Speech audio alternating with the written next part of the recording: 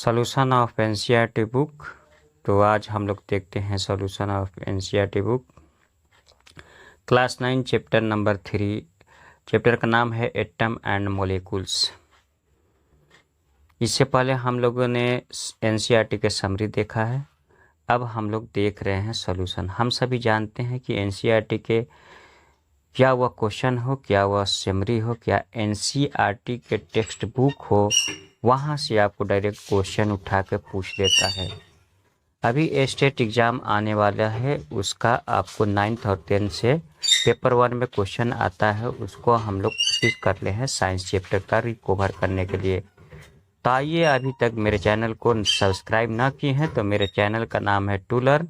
Subscribe कीजिए, like कीजिए और शेयर कीजिए और इस बेल आइकन को ऑन कर दें ताकि आप लोग को नोटिफिकेशन मिलता रहे जैसे मैं अगला वीडियो डालूं। तो आइए, शुरू करने से पहले हम लोग कुछ देख लिए। शुरू करने से पहले हम लोगों ने जो भी इसका इंट्रोडक्शन था देख लिया। अब हम लोग क्वेश्चन नंबर 1 देख रहे हैं। क्वेश्चन नंबर 1 आपको in a reaction 5.3 gram of sodium carbonate react with 6 gram of ethanoic acid है। आपका 5.3 ग्राम सोडियम कार्बोनेट रिएक्ट करता है 6 ग्राम इथेनोइक एसिड से, और इस रिएक्ट करने के बाद आपका प्रोडक्ट बनता है। प्रोडक्ट में 2.2 gram of carbon dioxide, 0.9 gram of water और 8.2 ग्राम of sodium carbonate. So that the observation are in agreement with the law of conservation of mass. आपको ये शो करना है कि ये क्या observation law of conservation of mass का follow करता है। The chemical reactant leading to the product, तो आपका रिएक्टेंट साइड का मास ऑफ रिएक्टेंट है sodium carbonate and ethanoic acid equal to product. Reactant equal to product आपका ये हो गया sodium equal to sodium ethanoate plus carbon dioxide plus water. Mass of reactant आपको 5.3 gram plus 6.0, total हो जाएगा आपको 11.3। ये आपको 1.3 दिया है, गलत है, 11.3 हो जाएगा यहाँ पर। तो मास ऑफ प्रोडक्ट देखते हैं 8.2 प्लस 2.2 प्लस 0.9, यहाँ टोटल होगा 11.3।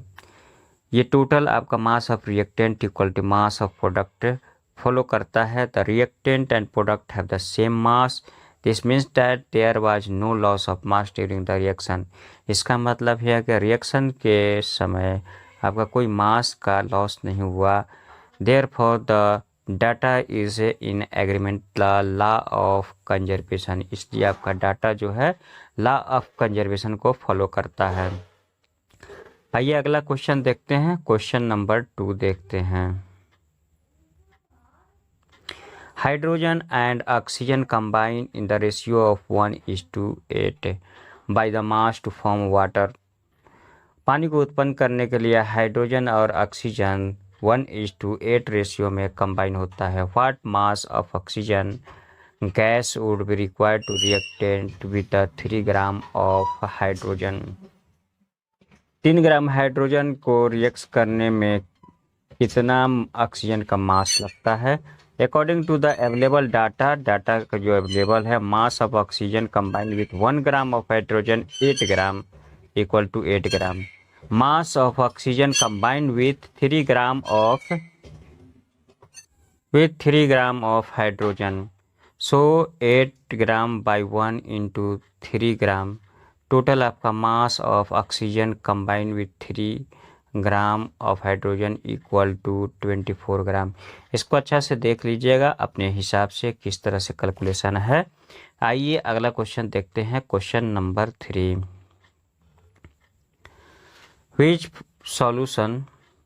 which postulate of Dalton's atomic theory is a basis of law of conservation। Law of conservation के आधार पर डाल्टन्स का कौन सा थ्योरी इसमें पोस्टुलेट करता है। The law of answer, the law of conservation mass is based on the following postulate of the Dalton's theories. Atoms can be neither be created or not destroyed during the physical change और chemical change reaction.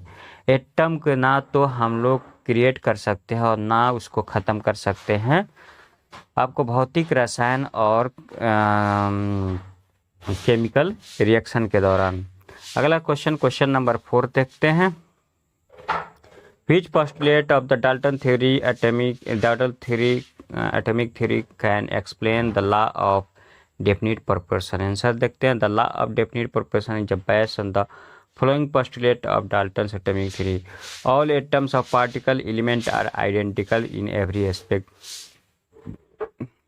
एक खास तत्व का जितने भी atom है वह identical होता है एवरी एस्पेक्ट में। This means that they have the same mass, same size and also chemical पर सेम केमिकल। इसका मतलब यह है कि एक ही मास होता है और एक ही साइज होता है और आपका सेम केमिकल प्रॉपर्टीज होता है। अगला क्वेश्चन नंबर 5 देखते हैं।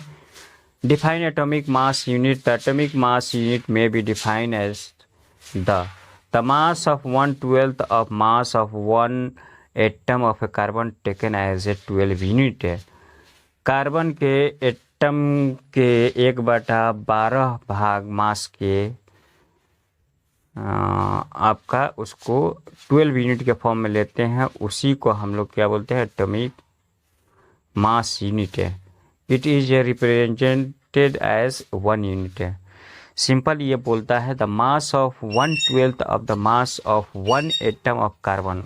कार्बन के एक एटम के 1/12 मास के मास को ही हम लोग क्या बोलते हैं, एटॉमिक मास बोलते हैं और इसको रिप्रेजेंट करते हैं 1 यूनिट के। आइए क्वेश्चन नंबर 6 देखते हैं। Why is possible to see an atom with naked eyes? Why is not possible to see an atom with naked eye? हम लोग खुली आंखों से किसी जो एटम है उसको हम लोग नहीं देख सकते हैं, पॉसिबल नहीं है। क्यों है? आंसर देखते हैं। It is not possible to see an atom with naked eye because of extremely small size. क्योंकि स्मॉल साइज होता है, छोटा साइज होता है। For example The radius of atom of hydrogen is order of 10 पे power -10 metre. आपका hydrogen atom का radius कितना होता है? 10 पे power -10 metre. Actually an atom is regarded as microscopic particle और एटम को रिगार्ड किया जाता है माइक्रोस्कोपिक पार्टिकल के द्वारा। The microscopic particle can not be seen with the naked eyes. इसलिए माइक्रोस्कोपिक पार्टिकल जो है हम लोग खुली आंखों से नहीं देख सकते हैं। क्वेश्चन नंबर 7 देखते हैं। Write down the formula of sodium oxide, aluminium chloride, aluminium chloride, sodium sulphide and magnesium hydroxide. आइए इसका फार्मूला देखते हैं किस तरह से आपको फार्मूला एक्सट्रैक्ट किया गया है। Na+1 आपका इसका ऊपर में कैटायन होता है और O2 पे 2 एनायन होता है। इस तरह से आपका Na2 और Na+, Na2 में आपका ये लग जाता है और इस तरह से आपका फार्मूला Na2O हो जाता है। ये सोडियम ऑक्साइड का होगा। और एल्यूमिनियम क्लोराइड का Al3 आपका कैटायन होता है, ACl-1 आपका आयन होता है। इस तरह ये फार्मूला निकला AlCl3। सोडियम सल्फाइड Na+ और H2- आपका बाहर निकल जाता है। इस तरह Na2S फार्मूला मिला। और मैग्नीशियम हाइड्रोक्साइड Mg+2 कैटायन होता है, OH-1 होता है अनायन, इसलिए MgOH2 आपका एक फार्मूला मैग्नीशियम हाइड्रोक्साइड का मिला। आइए अगला क्वेश्चन देखते हैं। क्वेश्चन नंबर 8 देखते हैं। Right the name of the compound represented by the following formula. ये फार्मूला दिया हुआ है 5 ठो। ये L2SO4 भी दिया है और इसको आपको क्या बताना है, कंपाउंड का नाम बताना है इस फार्मूला से। L2SO4O3 आपका अल्युमिनियम सल्फेट होगा। ये आपका aluminium sulphate. Calcium chloride calcium chloride CaCl2 ये आपका कैल्शियम क्लोराइड हो जाएगा। और ये पोटासियम सल्फेट हो जाएगा K2SO4। और पोटासियम नाइट्रोट हो जाएगा, और ये हो जाएगा कैल्शियम कार्बोनेट। आपको पांचवा हो जाएगा कैल्शियम कार्बोनेट। क्वेश्चन नंबर 9 देखते हैं। What is a meant by the chemical formula? Chemical formula का मतलब क्या होता है? Molecule represent answer, molecule represent group of two or more atom same or different chemically bonded to each other and held rigidly by a strong attractive force। Molecule एक molecule होता है जो represent करता है किसको? ग्रुप में। To or more atom को group में रिप्रेजेंट करता है। वह एटम सेम भी हो सकता है और डिफरेंट भी हो सकता है, और वह एटम केमिकली बॉन्डेड होता है एक दूसरे से, और टाइटली स्ट्रॉन्ग अट्रैक्टिव फोर्स उसमें होता है। Molecule are represented in the terms of symbol of constituting atoms. और उस मोलेकुल को रिप्रेजेंट किया जाता है सिंबल के फॉर्म में, and it is known as chemical formula. उसी को हम लोग केमिकल फार्मूला जानते हैं। आइए क्वेश्चन नंबर 10 देखते हैं। How many atoms are present in the H2S molecule and PO4 3-। H2S में आपका कितना है टोटल? हाइड्रोजन 2 है और सल्फर 1 है, टोटल 4 हो गया, 3 हो गया, 2 1 3। और इसमें फास्फोरस 1 है और ऑक्सीजन 4, यानी कि टोटल 5 हो गया है। आपका आंसर भी दिया है। अगला क्वेश्चन, क्वेश्चन नंबर 11 देखते हैं। Calculate the molecular mass of hydrogen, oxygen, chlorine, CO2, आपको मीथेन और आपका इथेन और इथेन और आपका 7 है इथेन और इथिलीन, इथिलीन और अमोनिया। ये अमोनिया और CH3OH आपका हो जाएगा CH3OH। ये सब का जितना है आपको मोलेकुलर मास देखना। आइए हम लोग मोलेकुलर मास देख लेते हैं। हाइड्रोजन का एटॉमिक मास होता है 2। आइए सॉल्यूशन ही डायरेक्ट देख लेते हैं हम लोग। मोलेकुलर मास ऑफ हाइड्रोजन आपका 2 into atomic mass of hydrogen. आपका एटॉमिक मास ऑफ हाइड्रोजन कितना होता है? 1 होता है। 2 इंटू 1, इसीलिए 2 यूनिट हो गया hydrogen, molecular mass of hydrogen. आइए ऑक्सीजन को देखते हैं। मोलेकुलर मास ऑफ ऑक्सीजन आपका कितना हो गया? O2 और 2 आपका इसमें एटम है। एटॉमिक मास ऑफ ऑक्सीजन निकालेंगे तो 2 into atomic mass of oxygen आपको 16 हो जाता है, 32 हो जाएगा। अब हमको क्लोरीन को देखना है। Molecular mass of chlorine equal to 2 atom, 2 atom है क्लोरीन का, into atomic mass of chlorine. Atomic mass of chlorine 35.5 होता है। टोटल आपका हो जाएगा 71 यूनिट। कार्बन डाइऑक्साइड, इसमें 3 एटम है, 1 कार्बन है। Molecular mass of CO2 1 atom of carbon and 2 atom of oxygen. दोनों का एटॉमिक मास है। कार्बन का एटॉमिक मास आपका 12 होता है, ऑक्सीजन का 16 होता है। तो टोटल जोड़ने के बाद 44 हो जाएगा। आइए हम मीथेन का देखते हैं। मीथेन का देखते हैं CH4, इसमें 5 एटम है। Molecular mass of CH4 1 atom of 1 atomic mass of 1 into atomic mass of carbon dioxide plus 4 into atomic mass of hydrogen, और एक atomic mass of carbon dioxide 1 into 12 और 4 यूनिट ऑफ हाइड्रोजन 4 इंटू। इस तरह आपको molecular mass CH4 का 16 unit हो जाएगा। Ethane का molecular mass of ethane C2H6 है। Ethane 2 into atomic mass of 6 और 6 plus 6 into atomic mass of hydrogen. आपको atomic mass of carbon dioxide कितना है?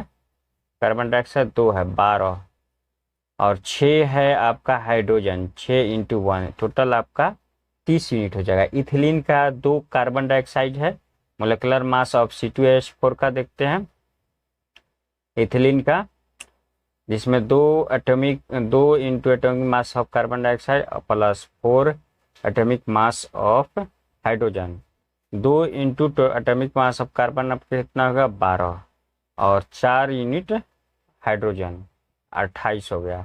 इसी तरह अमोनिया के देखते हैं। आपका molecular mass of ammonia NH3 1 atom of आपको नाइट्रोजन है और 3 atom of atomic mass of hydrogen है।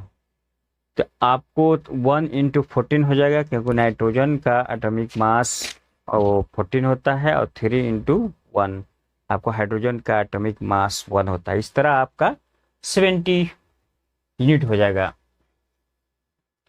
अब हम लोग 9 देखते हैं मिथाइल अल्कोहल। इसमें मोलिकुलर मास ऑफ CH3OH जिसको हम लोग मिथाइल अल्कोहल बोलते हैं equal to 1 into atomic mass of कितना कार्बन कितना है आपको 1 है। 4 unit of atomic mass of hydrogen and 1 unit of atomic mass of oxygen. आपको कार्बन 1 है 1 इंटू 12 और हाइड्रोजन 4 हो गया है 4 इंटू 1 और ऑक्सीजन 1 है, टोटल 32 हो गया मिथाइल अल्कोहल का। मिथाइल अल्कोहल का फार्मूला ध्यान में रखिएगा CH3OH होता है। आइए अगला क्वेश्चन देखते हैं, क्वेश्चन नंबर 12 देखते हैं। Calculate the formula unit mass of ZNO zinc oxide Na2 sodium oxide और पोटासियम कार्बोनेट। इसका हम लोग इस फार्मूला का यूनिट मास निकालते हैं। एटॉमिक मास ऑफ Zn 65 होता है यूनिट और एटॉमिक मास ऑफ सोडियम 23 और पोटासियम का 39 और कैल्शियम का 12 यूनिट होता है, ऑक्सीजन का 16 यूनिट होता है। तो आइए इसका सॉल्यूशन देखते हैं। सबसे पहले formula unit mass of ZNO 1 unit आपका कितना है, एक एटम है आपका Zn 1 इंटू 65 हो गया और एक ऑक्सीजन है 1 इंटू 16 हो गया। दोनों को जोड़ देंगे और उसको हम लोग 81 यूनिट मिल जाएगा जिंक ऑक्साइड का। Formula unit of mass unit of sodium oxide का सोडियम ऑक्साइड ये 2 है, इसमें 2 आपका सोडियम है और एक ऑक्सीजन है। तो 2 इंटू सोडियम का आपका एटॉमिक मास यूनिट होता है आपका 23 होता है, 2 इंटू 23 हो गया और प्लस में 1 इंटू 16 हो गया और दोनों को जोड़ देंगे आपका 62 यूनिट आ जाएगा। और फार्मूला यूनिट मास ऑफ किसका निकालना है, पोटासियम कार्बोनेट, जिसमें पोटासियम 2 है और कार्बन 1 है और ऑक्सीजन 3 है। पोटासियम का 39 होता है, 39 इंटू 2 कर देंगे और आपका कार्बन का कितना है 12 होता है, 1 इंटू 12 कर देंगे। ऑक्सीजन का 3 है, 16 इंटू 3 कर देंगे और तीनों का आपको जोड़ देंगे आपका 138 यूनिट आ जाएगा फार्मूला किसका, formula unit mass of potassium carbonate का। आइए अगला क्वेश्चन देखते हैं, क्वेश्चन नंबर 3 देखते हैं। Calculate the formula of molecules of following के मोलेकुल्स से आपको निकालना है, इससे नंबर ऑफ मोल्स निकालना है जो भी आपका दिया हुआ है नीचे में। 52 ग्राम ऑफ हीलियम दिया है और 12.044 इंटू 10⁻³ एटम ऑफ हीलियम दिया है। 52 gram of helium, number of moles is equal to given mass by gram atomic mass. आपको ग्राम एटॉमिक मास हीलियम आपको 4 हो जाएगा ग्राम एटॉमिक मास और गिवन मास दिया है 12। इस तरह से आपका क्या हो जाएगा 13 यूनिट मिल जाएगा नंबर ऑफ मोल्स, टोटल 13 मिल जाएगा। ये आपका 12.044 इंटू 10⁻³ एटम ऑफ हीलियम दिया। नंबर ऑफ मोल्स निकालना है, तो number of moles of helium by Avogadro numbers of atom, n/n0 होता है। ये आपका दिया हुआ है यूनिट और ये एवोगाड्रो नंबर है 6.022 इंटू 10⁻23। मल्टीप्लाई करने के बाद डिवाइड करने के बाद आपका 2 मोल आ जाएगा नंबर ऑफ मोल्स जो भी दिया हुआ है। क्वेश्चन में है। अगला क्वेश्चन नंबर 14 देखते हैं। Calculate the number of particles in each of the following. Number of particles निकालना है। 14 ग्राम ऑफ सोडियम एटम है और 8 ग्राम ऑफ ऑक्सीजन है और 0.1 मोल ऑफ कार्बन है। तो सबसे पहले हम लोग 40 ग्राम ऑफ सोडियम का निकालते हैं। नंबर ऑफ पार्टिकल्स दो गिवन मास है बाई मोलर मास है। तो सोडियम का कितना होता है Na 23 होना चाहिए, 23 होना चाहिए, यस। और गिवन मास 46 है और इंटू एवोगाड्रो नंबर्स, ये आपका फार्मूला ध्यान में रखना होगा। इस तरह से सोडियम का 23 दिया हुआ है क्वेश्चन में 46 ग्राम और 23 सोडियम का इंटू एवोगाड्रो नंबर 6.022 इंटू 10^23। इस तरह हमारा number of particles 1.205 into 10^20 atom आ जाएगा। 8 ग्राम ऑफ ऑक्सीजन को देखते हैं।